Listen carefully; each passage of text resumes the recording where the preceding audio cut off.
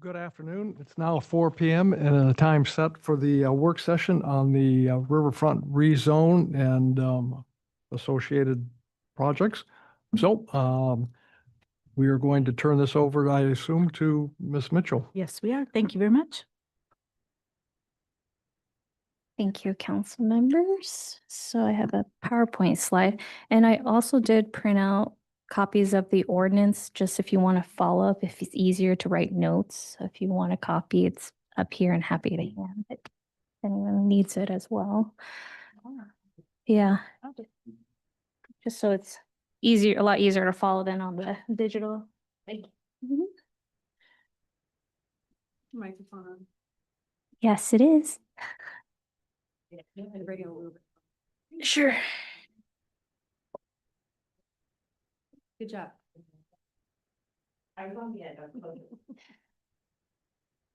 You did that. Any of you guys, so much good job. John's got it. Yeah, please. Thank you. Thank you.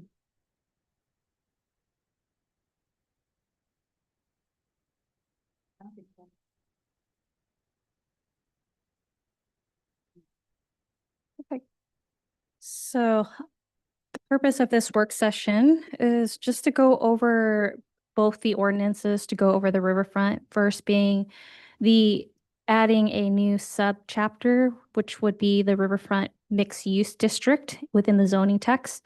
And then the second ordinance is the rezone. It's a zoning map amendment.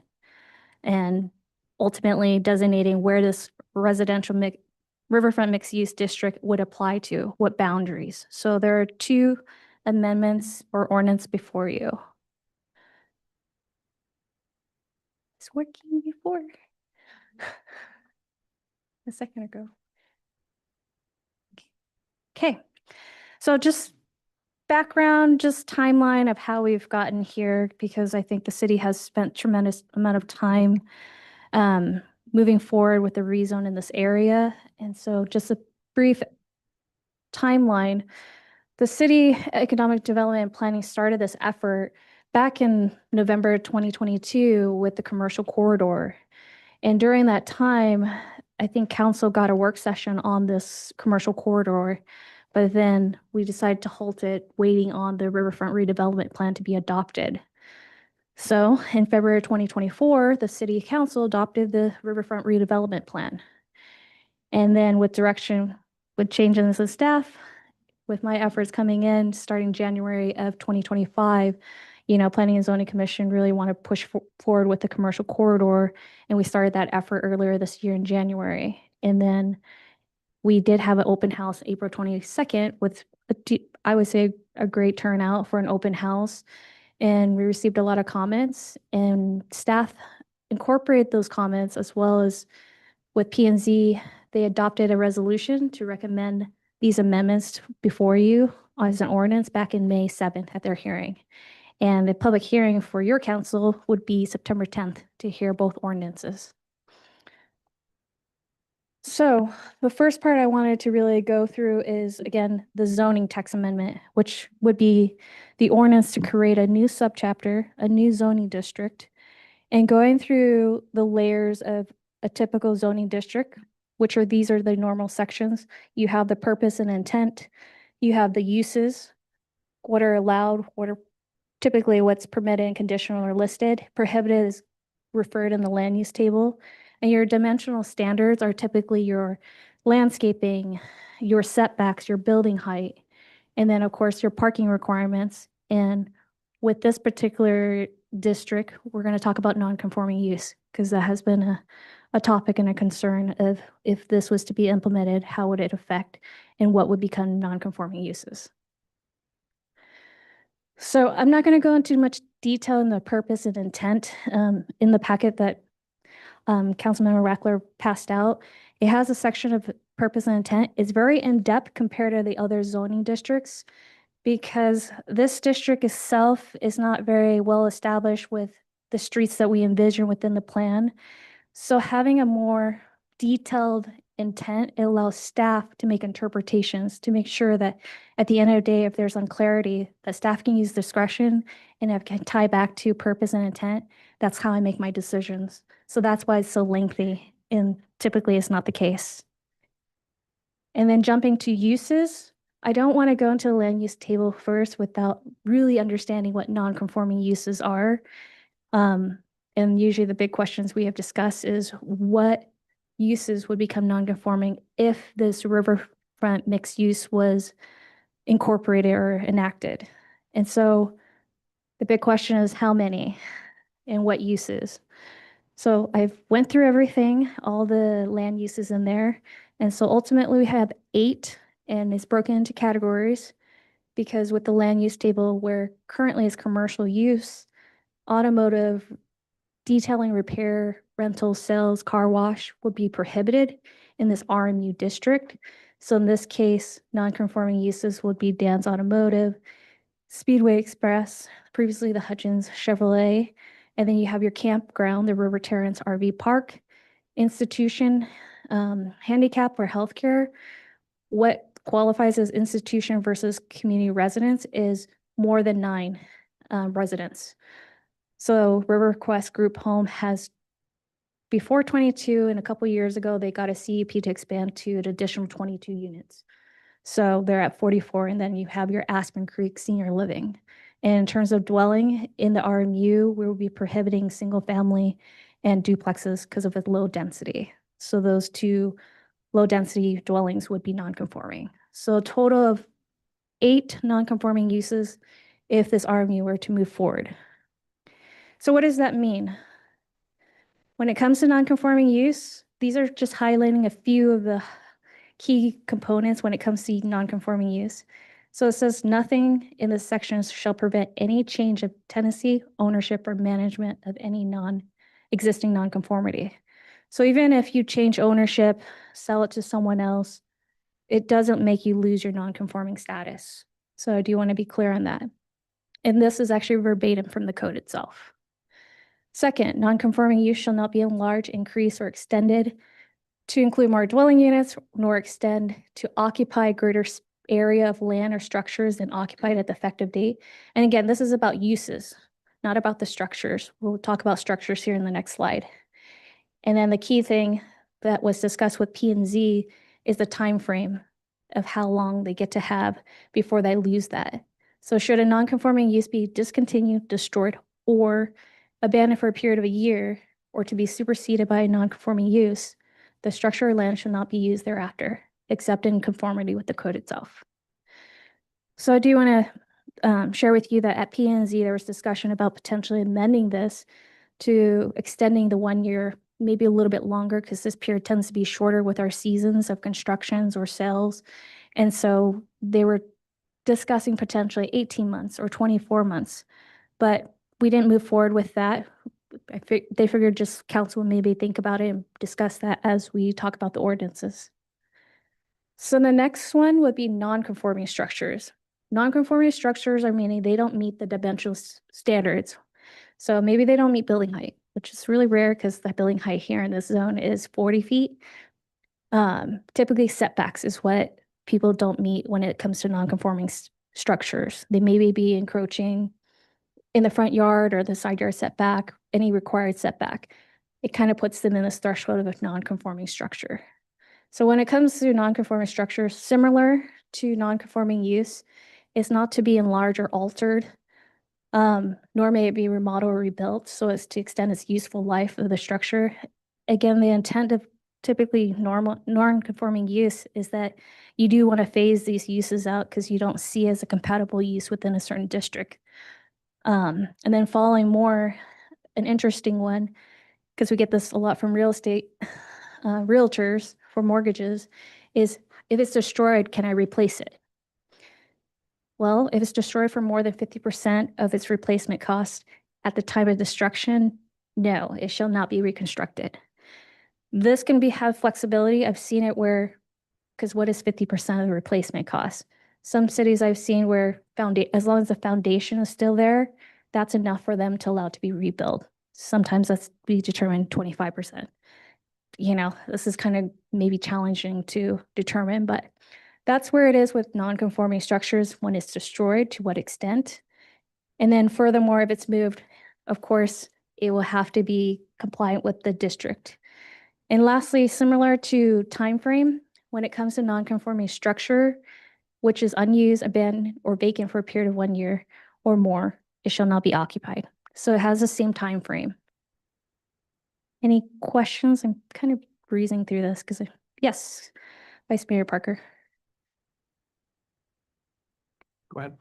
Oh, thank you, Mayor Whitney. So the 50% of replacement costs and the period of 1 year, how were those percentage, the 50% determined and the 1 year determined? So this gets tricky if we're talking about like a fire. Usually there's a little bit more grace time in that because we have to work with the insurance. I've worked with properties which have been unfortunately burned down. We kind of work with them on their time frame of the fire and when they can get insurance, because I think that's out of their hands on that time frame of a period of 1 year or not.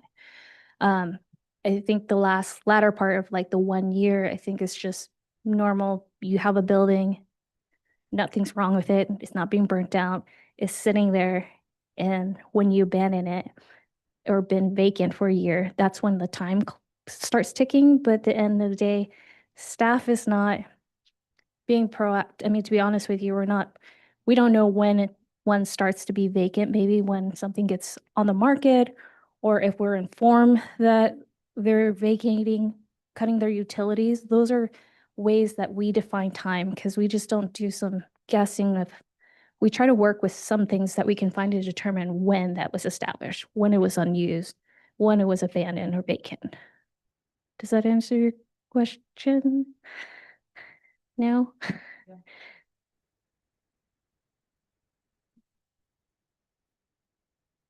Go ahead, Mr. Curry. Is there any rule for us which we do not have the ability to grant a waiver, or maybe the term is variance, if a situation in the future comes up? In other words, I read these, okay, and I see what they say shall, but does the council have the authority, if they wished, to ignore a rule? And again, I know that's not the right term, but grant a variance or a waiver, and maybe that's not the correct term that you would use. But again, how firm are these statements? When it comes to nonconformity, it just depends on if there's other provisions of code that kind of leaves an open door. Like, for example, there is a code provision that says, say right now, something is permitted in the commercial or in the district, and all of a sudden we change it and say it's conditional. And they want to expand. Am I saying that right? If it's permitted, let me pull up the code and read it verbatim. There is a code provision that says, if the current zoning district or the new district allows it by conditional use, they may expand it if they apply for a CUP. In terms of council to say a variance are typically hardship in topography or things out of elements. There are criteria, but uses are not one of them. Variance doesn't allow a certain use that would be outside the scope of what a variance intention is for. Can I follow up? Go ahead. So, and that's where I was unsure of my terms.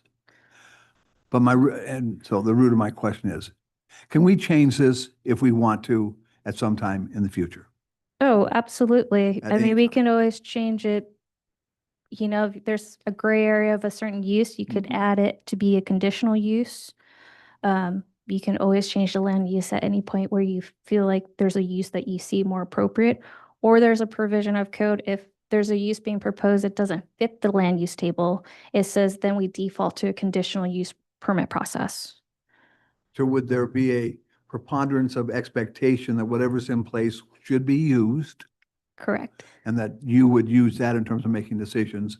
But is there the possibility that staff could, in the future, looking at a particular situation, bring back to us a suggestion, if that's the right term, that we maybe grant again, and I'll use the term waiver or variance or whatever the right term is this still going to be an interactive dialogue? So now that we're talking a little bit more, the appropriate route could be initiated an amendment to the land use table, either Excellent. by council, by staff, or by the applicant themselves. Excellent. Thank you. Thank you. Excuse me. If I could add to that, as far as could, and I know you did, I'm just going to state, could the council and or the city ignore what is written in code now? We do not have that ability to do that. However, internally, we talk about the code being a living document. And so when a change is needed, as you know, then the amendments come forward to it. So if there's something that's not working that needs to change, because that happens as we move along, then as stated, a code amendment would come to you for that. Mr. Nelson, go ahead. So I think we might be going off that, but just to echo the city manager, I'm just reading again very quickly in just this one section. It seems that my interpretation of reading this code does not give any particular flexibility for non-conforming use. I see a lot of shalls written in this language. So I will just note as a part of discussion, I would certainly see, for example, from my own experience, the example that was given of, say, a fire destroying a building where we have some flexibility. You know, there's certainly disasters and things that cause things that are not the fault of the property owner, and having, you know, shalls in there for that. Maybe we do have some amendments just in the way that type of language. So probably not too much of a discussion for today, but it is definitely something I'm seeing that maybe we need to fix to make sure somebody doesn't get into a situation that we have to enforce at some point. So thanks. Ms. Hutchings. So I have a couple of questions, and number one is, I noticed that it had the 44075 Sterling Highway property involved in this, and I believe that was taken out all the way. Correct, because that was the original boundary. Yeah, so that has been removed. The second thing I want to comment on is that this corridor provides lots of sales tax for this city, a lot. And the gasoline stations and the bed and breakfasts or whatever that are duplexes provide a lot of money to us. And those service stations seem to change their names every year or two. I don't want to see us not allowing them to operate, because that is money to the city. And the other thing is I look at the single family dwelling and the duplex. And if you have somebody in that family that passes away and we're dealing with trying to sell it and the estate and whatever else, that could be a year, 2 years. And are you going to say you can't sell this home and the estate can't get this money because it has been zoned differently after a year? So I'm really having a lot of issues with this whole ordinance. I mean, I have lots of yellow highlighting. So those are my comments. Anything else from any council? Okay, I'll go ahead and move on, and thank you for those comments. I'm writing it down real quick. Okay. So I'll go ahead and jump into the land use table. In the district itself, typically we have the first section that says permitted uses, and we list it out in there, and then followed by conditional uses. And then we also have the land use table, which also clearly indicates what other uses are prohibited. But at any point in time, if there's a conflict between the land use table and what's written in the district itself, the district section will trump it. So I didn't go into full detail because you have the land use table in front of you, highlighting the kind of key changes from what is currently the commercial zoning. And this is not a full comprehensive list, but some of the things have been brought up that will be excluded in the proposed RMU district.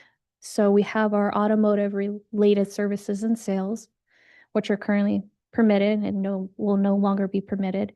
Churches and similar religious facilities, your food and storage lockers, your light industry, small scale manufacturing assembly, and your wholesale business. in your marijuana establishment, subject to specific regulations, because we have a subsections with very fine details of where it could be established. So the light industry is changed a little bit in context. If you look at the ordinance itself, it actually was changed. And however, I apologize for not updating this. This would be allowed only if it was in conjunction with a retail space, just not 100% manufacturing space. So there is an asterisk in the land use table, and there's provisions to that. And then, unfortunately, one of my slide is out of place. But this one, the next one is conditional uses. So under the current zoning district, the commercial zoning, and where it's currently allowed as conditional use, it would be excluded or prohibited in the new RMU district. So your animal care, boarding, commercial kennel, veterinarian, hospital clinic, your campground would be prohibited in this new district. Community residences, correctional emergency shelter, handicap, single and two-family dwellings, your heavy industrial, then your institutional handicap, and then your healthcare, your nursing, convalescence, and rest homes, your lumberyard, your storage yards, and your warehouse. And so I didn't dive into this and how I got to this land use table. I honestly started how I got to drafting this since I wasn't here during the commercial corridor. I actually used that commercial corridor land use table as a starting point, and I really kind of reviewed it with the downtown Riverfront redevelopment and also incorporating open house stuff. And so a lot of these are very similar to the original commercial core land use table. So I'm not set in stone that any of these things is like where I have a hard stance on. I know Planning and Zoning Commission spent a lot of time on that commercial corridor. I didn't want to throw out the window.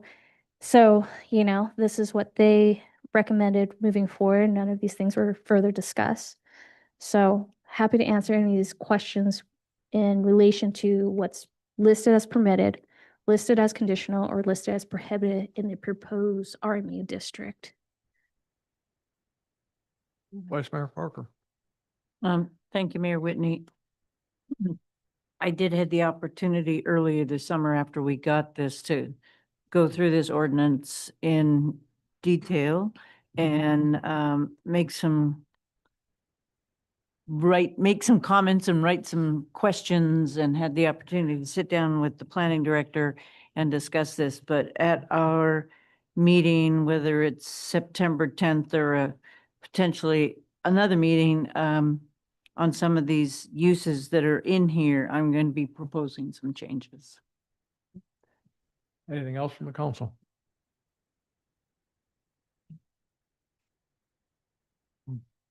Continue.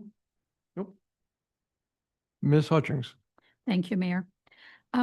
When we look at light industrial, and I've been trying to wrap my head around this, cabinetry, gunsmithing, printing, taxidermy, a machine shop, sheet metal work, and welding. And I'm trying to figure out how these are considered light industrial, mostly because I have seen the sheet metal places around in our neighboring city. And I have seen the taxidermy and the cabinetry. And I don't know that those are things that bring people to the riverfront. In other words, if you're trying to make this a place for tourism and whatever else, I can't see cabinetry and gunsmithing and printing and taxidermy being something that draws those people to this area. And I don't believe we have any of those in this area at this time. Thank you. Go ahead, continue. Thank you. And thank you, Councilmember Hutchins, for that. I do want to just elaborate, as mentioned before, in the light industrial for those listed use. And similar, at any point you're fabricating, welding on a lighter, not as intense scale with impacts to noise, fumes, or odors. As noted, there's an asterisk to it that if they were to do that component, which is under conditional use, that they would have to do it with a retail commercial use component to complement it. It couldn't be a standalone principal use. It's just light industrial. And that was incorporated after I received a couple of comments, and that's why we changed it. Because that's something we don't have in code before. This was just amended or changed to incorporate some public comments we received. Other than that, I'm going to go ahead and jump to dimensional standards. Again, with any zoning district, we have lot area, lot width, coverage, yard setback requirements. And we defaulted to very similar to the commercial district, where these are more determined by off-street parking, loading, landscaping, building, and fire code. So they don't necessarily come in. They could potentially have a 0 lot line. Nothing's being changed when compared to the commercial district to what's being proposed in the RMU. And then in terms of building height, it is proposed to remain at what's existing, which is 48 feet. There were some back and forth with comments with the public, and what I propose with P&Z is that we spend a little bit more time on the building height itself to determine is 20 appropriate all the way through, because P&Z had a long discussion about this. They envision maybe 20 with the first 300 feet, because in the plan itself, it says only along a certain corridor along the river to be limited to 20, and then the rest would be at 48 feet tall buildings. And then after further discussion, they were thinking maybe the first 300 feet of the riverfront from the riverfront. And so we went back and forth, and I just think there would be more time to discuss. Let's keep it at what it is right now, which hasn't been an issue, and then come back with maybe public engagement to determine what is an appropriate height within this proposed district. And then is Jason on by any chance? And Jason can speak to this, since, you know, I relied on the plan when I was going through this, when I originally proposed 20 feet, you know, from the riverfront. Jason, are you there? Yeah, I am here. Hello, everyone. It's been a while. And yeah, your question, Linda, was about the height, right? 48 is what you have today. And what we, you know, there's the frontage along the river that we feel is appropriate to have a lower building height because of visibility to the water and closeness to the water's edge. But you know, the vision of this sort of central street that subdivides that deep space between Sterling Highway and the Kenai River meant there would be a great opportunity to get the types of uses, both a mix, so ground floor commercial, which is really what we're trying to create, that edge to edge experience that brings people food and beverage, retail, any number of things, public spaces that really attract people to the district. But then the ability to stack additional uses on top of that. I mean, in particular residential, which tends to add a lot to the vibrancy of the district, making it more of an 18-hour experience rather than just purely commercial. That has some safety factors, it's good for retail. It's just good for the energy and activity that really makes a lively district. So as you reduce building height, then you're sort of either changing that opportunity for mixed use development. And then you have to ask yourself sort of what, given a certain height, if it's 25, that's your maximum height, what are you likely then to see in the district, given that sort of limitation? Thank you, Jason. My apologies. I probably should have noted that Jason Gruff volunteered to answer any questions for your council as well, since I wasn't really around what the Riverfront plan was going through the public engagement and its adoption. So he has a lot more history in that. And if you have any questions related to how the plan comes into play with this, he is available to answer your questions. Thanks. Any questions from the council? Okay. Go ahead, Vice Mayor Prober. This is the one area, the maximum height for buildings, that I've gotten more comments from the public on than anything. And the comments have been, they feel it's too high.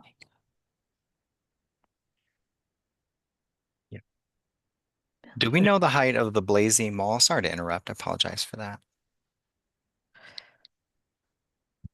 I do not know the building height of that. Okay. Two-story building. It's not 48 feet, but I don't know the height. It'd be about 20, 24, something. You- It's 28. got a large atrium. It's pretty.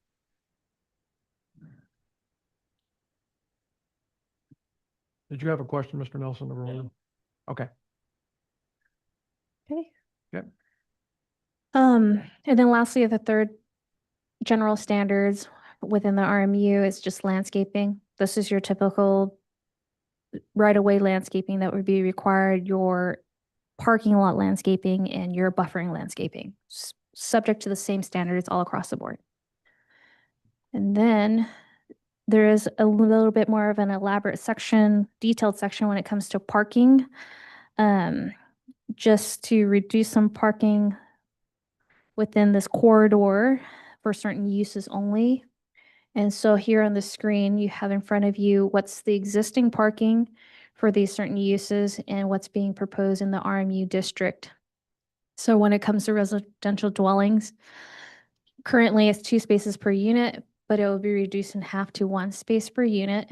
You have your financial institution of 1 space per 300 square feet of gross floor area. And these standards I did take from the plan as the recommendation of anticipating the growth itself and how to accommodate all the uses in parking. And so with the financial institution, we're decreasing it to 1 space per every 400 square feet. And you got your hotels and motels. Right now, 1 space per guest room. It would now kind of be reduced in half, 1 space per 2 guest rooms.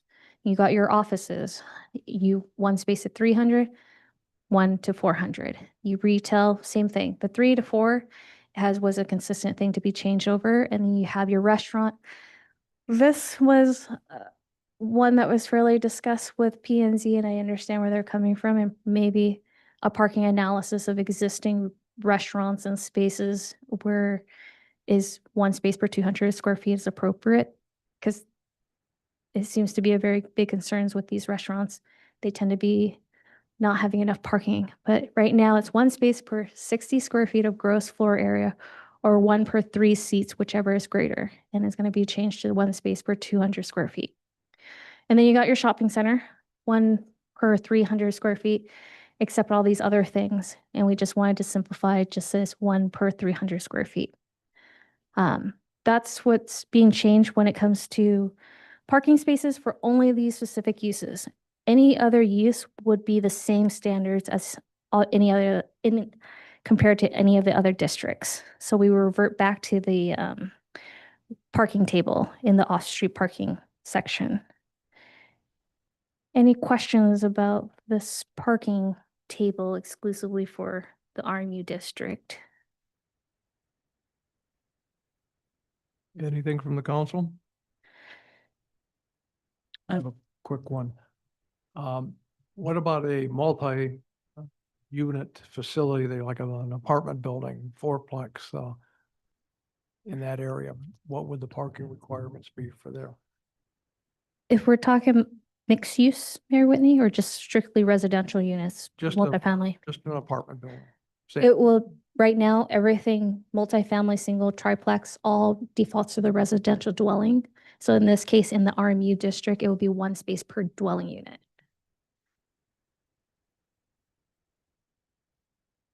Seems a little on the light side, because if it's a family, most cases, there's 2 vehicles for each family, 1 for each member, as a husband and wife. Understood. And, I think could be, different viewpoints of if it's mixed use and there's commercial parking, people come back and park in the later. And in addition to, as we speak more on-street parking, we would be allowing people to count on-street parking, which is something we haven't done before, even though that doesn't exist yet. But that's something that we would allow, that on-street parking would be counted towards required parking as well. But I hear you on that. 1 space per unit. It just depends. you know, here probably. For me, it would work. For someone else, it very well couldn't. So, Yeah. okay. Ms. Wackler. I was wondering if you could speak to the logic of changing hotels and motels to one space per two guest rooms. Jason, you want to take this one since Sure. Yeah, I mean, the number I'm parking, and again, these are minimums, right? They're not precluding you if you're doing residential to do two spaces. That's not the rule. It's just saying you're not required to do two. Parking can quite often become the cost prohibitive or thing where it increase the cost of development because of the required parking. So that has been a strategy to look at reducing that number to at least play with the levers of affordability. And as a part of the plan, when we talked about, oh, well, let's think about considering space parking as contributing to the overall parking, that seemed another way to sort of relieve the cost of parking on those folks that either be purchasing or renting or leasing space in the district. So that's generally kind of the rule of thumb there. That it's really tends to reduce the cost when parking is not required, but that minimum is a little bit less than what's typically in the code. So we're not overbuilding parking or requiring parking that maybe you don't need. Quite often we see that in restaurants where they're required to do a lot more parking than other commercial uses. It becomes difficult for them to expand or be able to meet that requirement. Vice Mayor Parker. To follow up on Councilmember Wackler's question, so if I'm applying to get a permit to construct a residence, and in my plan, I've identified 2 parking spots, is that going to get rejected because it's going to say only 1 space per unit? Nope, it's just a minimum requirement. Okay. If it's a maximum, then it would. And we do not have maximums here in the city. Can I do Go ahead. follow up? So shopping centers, I went and I looked at the type of land use, the table there, and I didn't see shopping centers in that table. Correct. We don't have in our land use table a shopping center. However, we have a shopping center in our off-street parking, which is a little, sometimes there's discrepancies. Typically a shopping center is just multi-retail, whether it's a building or two with multiple tenants on a premise. So that's how we would classify a shopping center. Sometimes that helps to alleviate and offset some parking by combining it and gives staff flexibility. If there's a use that maybe is more busy in the morning and one is more busy in the afternoon, later in the evening, we can kind of offset the parking a little bit or kind of do some overlap. But correct, in a land use table, we don't have a shopping center. We have retails and certain uses because in a shopping center, you can have a variation of uses. So the shopping centers would come under retail sales. Correct. And some places in retail could have offices, so it's a little bit of a mixed use as well.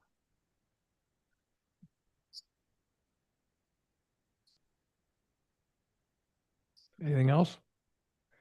Okay. We'll move right on. Okay. Want to make sure, get on time.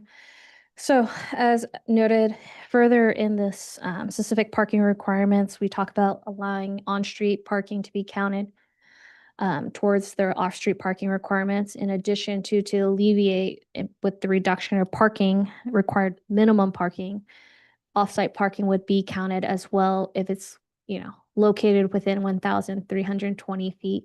If there was a big public parking lot somewhere, why that number? It's a quarter mile, typically a 5-minute walk away. It's just general standards when sometimes we allow off-site parking to be counted towards. People are a little bit more inclined to walk if it's within a quarter mile. So those are two ways to kind of offset this reduction in the minimum parking. That's the intent of it.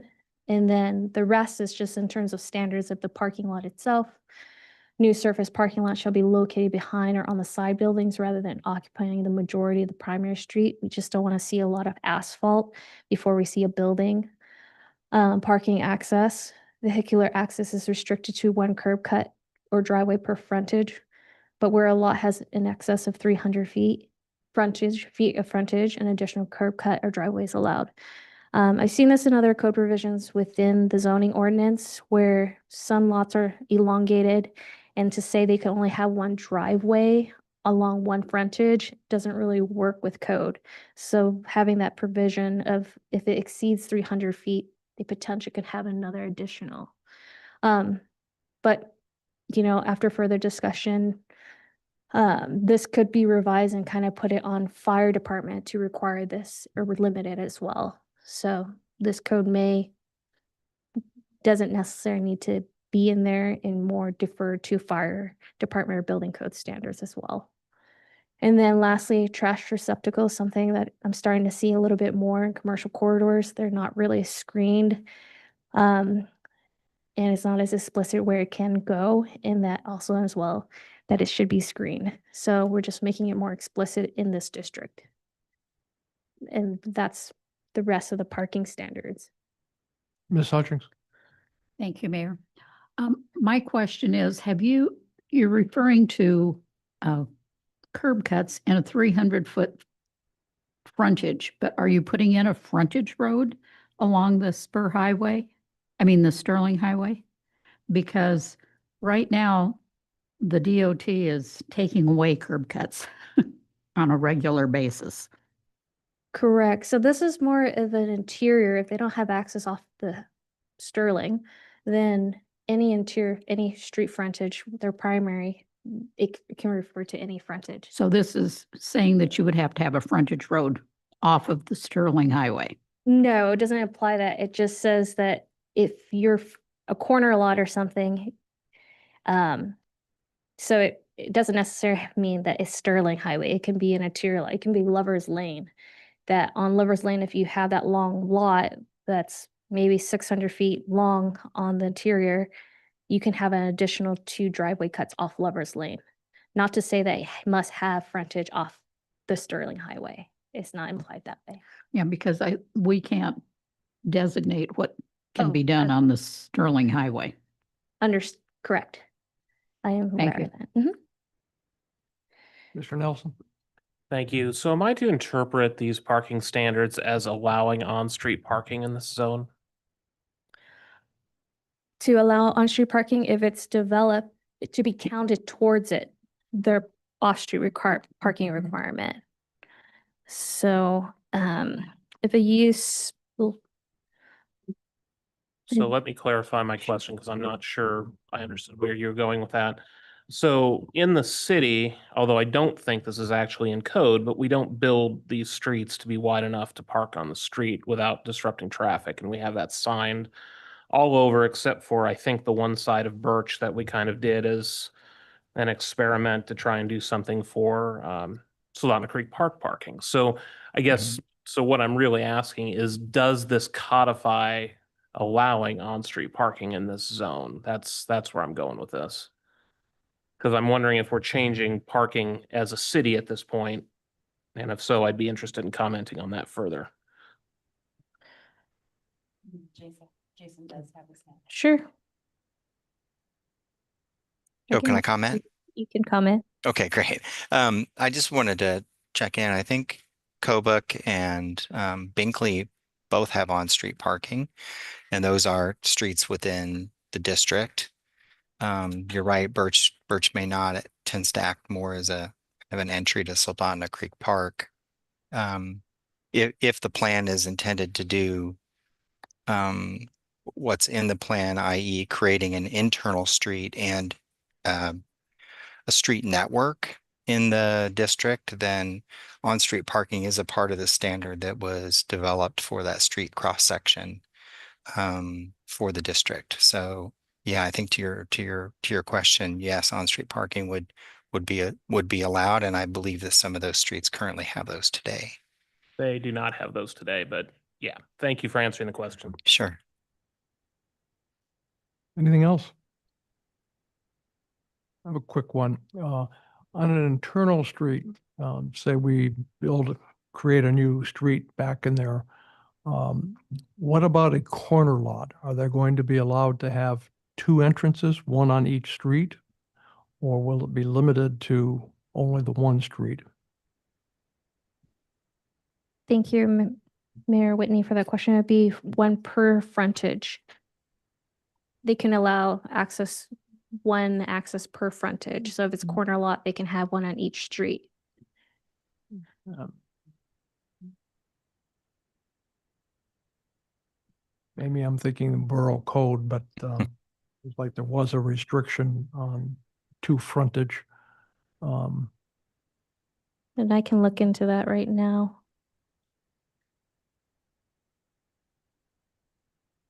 Mr. Mayor, Go ahead. if I may, I do want to reiterate what Jason was saying, and it is within the plan, and I'm trying to get to the visual of the plan. I'm not able to go very quickly on it, but it mostly is talking about the new street that will be built, eventually as part of the plan. So that frontage is referring to off of that street and off of any other existing, other than the Sterling. So it's speaking to that street and not to the Sterling. And it is speaking to this area, this area, Dan.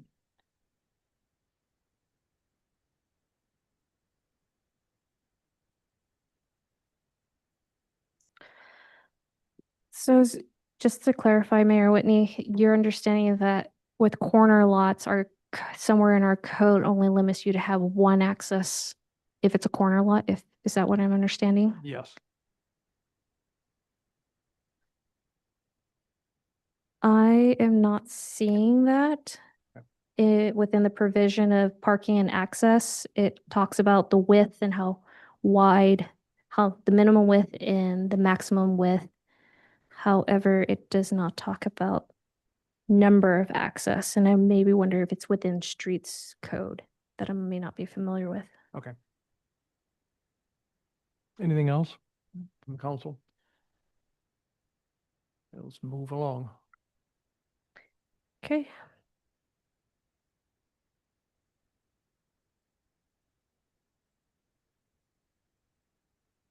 Snap. Can we click to the next slide? Oh, thank you. I guess this is not working. So that really concludes the zoning text amendment the RMU district itself. And we're going to switch gears now to the map itself. And the map itself, this was the original that was proposed before P&Z.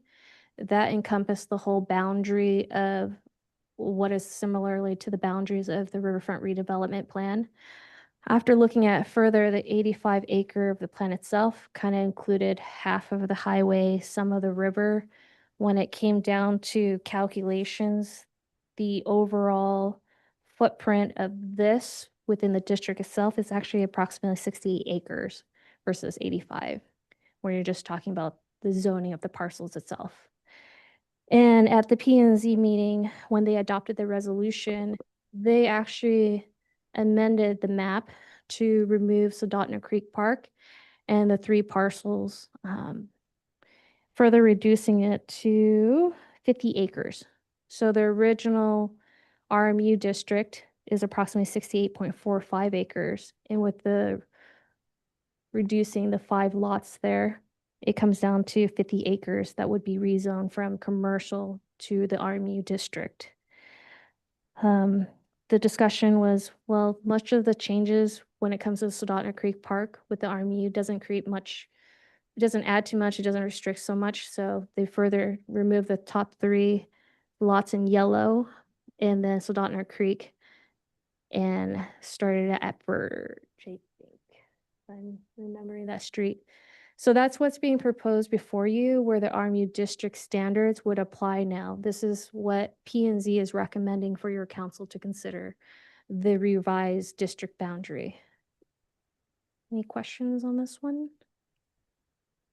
Vice Mayor Parker. Just to, because you threw out many multiple numbers, acreages. So 30 acres is what we're looking at in this potential rezone ordinance.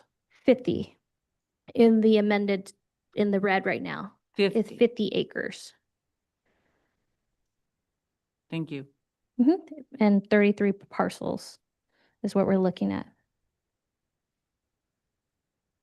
Any other questions?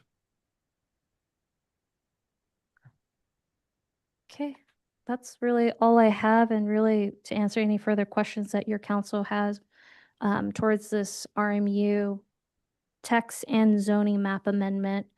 Happy to answer any further questions. Any questions from the council? Mr. Nelson? Thank you. And I appreciate I appreciate all the work that's gone into this. This is a very complicated piece of legislation. I think we can all agree on that. So I want to make that very clear because I'm about to ask this question and it's not meant against anything, but is there an administrative or anything that we're holding up at this point waiting for this to be adopted? Do we have a timeline? Is it driving something else? Are we waiting on something? And obviously, the bigger reason I'm asking this question is I'm feeling a little uneasy, and I think I'm hearing a lot of different discussions. So I'm wondering, is it really necessary to push this forward right now? Can we continue working? So there's my loaded question. So first one is there a timeliness factor? And then maybe I'll ask the second one based on that answer. Does I'm anybody I'm want to getting answer booked that one? between the two of you here, so. You know, everybody's looking at each other here. I'll start and then from your perspective as well, Linda, and project and things that you're dealing with. I guess, boy, I can't think of like, if you were to ask me what specific project is being held up, and that probably Linda could speak to because she sees the zoning and permitting side of things. I don't see that. I do know that since I started, and I know from, John Sarneski, speaking with him, and then Linda as well, that the Planning Commission very much desires to move forward with the commercial adoption of a commercial amendments to commercial zone there. That's, one driving, continuing the process forward that they started. Now, as far as projects, I don't know of any, again. And then as far as the Riverfront redevelopment, the project itself, I don't feel that there would be any harm in waiting at this point in time. But as far as projects that you're aware of, Linda, any that you can think of? No, I don't have any active projects at the open house. I did speak with a few potential developers that were excited for their change, because with the change comes with uses that they can anticipate that wouldn't be compatible, right? That would be supportive of it. So that would be the only draw. We have a lot of properties down there that is for sale and potentially going to be for sale. And I think this is kind of, the rezone would kind of bring forth this assurance if we're not going to see more storage yards or incompatible uses, and really draw towards this path that we've envisioned for the area. But as of right now, I do not have any active permits or pursuits or pre-applications. Follow up with a comment, ahead. if you mind, Mayor.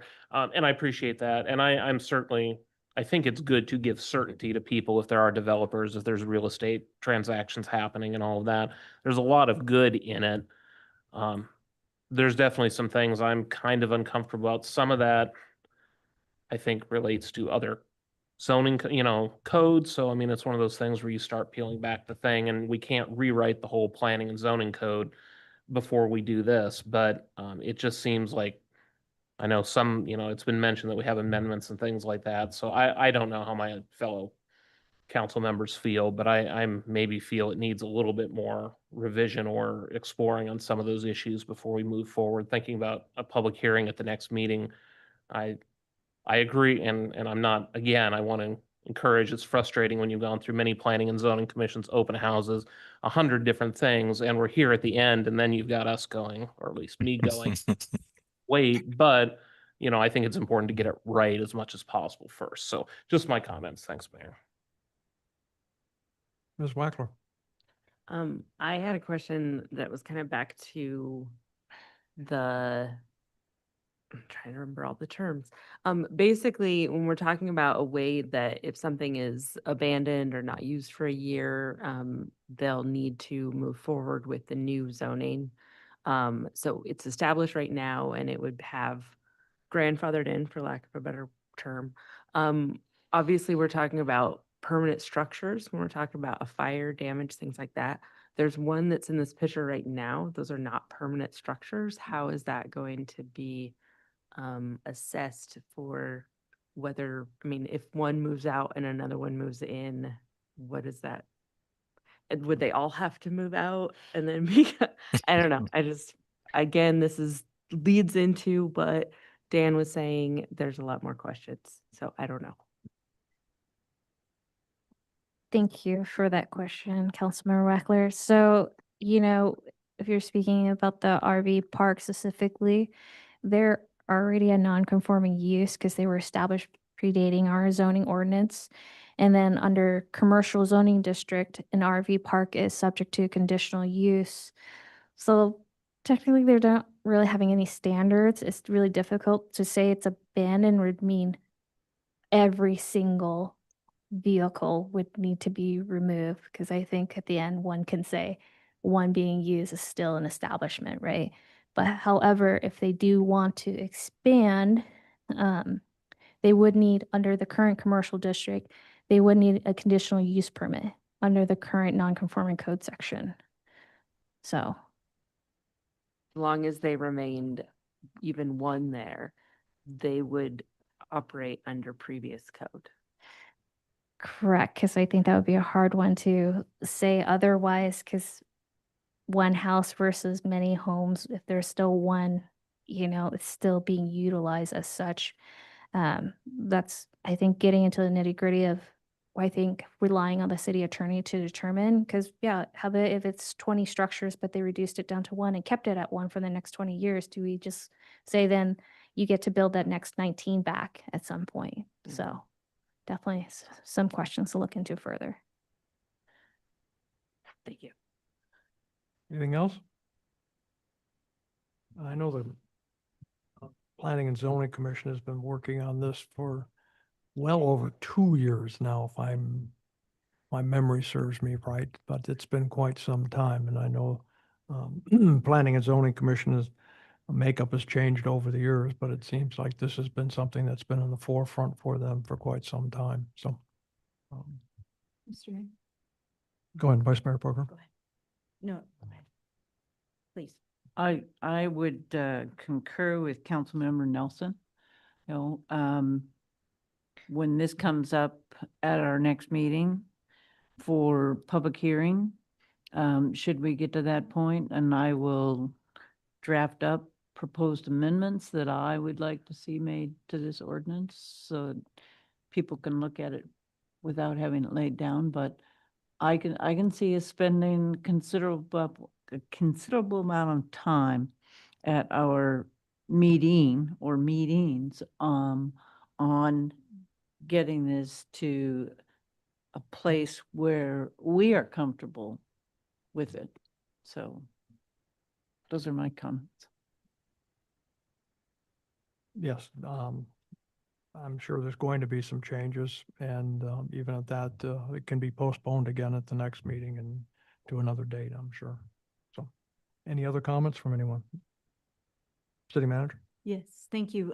Thank you for, you spoke of amendments, and, that is of course, the mechanism and an encouraged mechanism for council members that want to make changes. Now, I do understand that there might be you may feel that there's so many changes, it's hard to do amendments, because to do 20 amendments on one ordinance, sometimes you just need to bring back a substitute ordinance to fulfill the purpose. But I would ask then, Linda has met with a few council members. We'd be happy to meet and to discuss it further. Any questions that that you have, or any suggested amendments, and how would that look, how it would work with current language, future language, whatever is needed.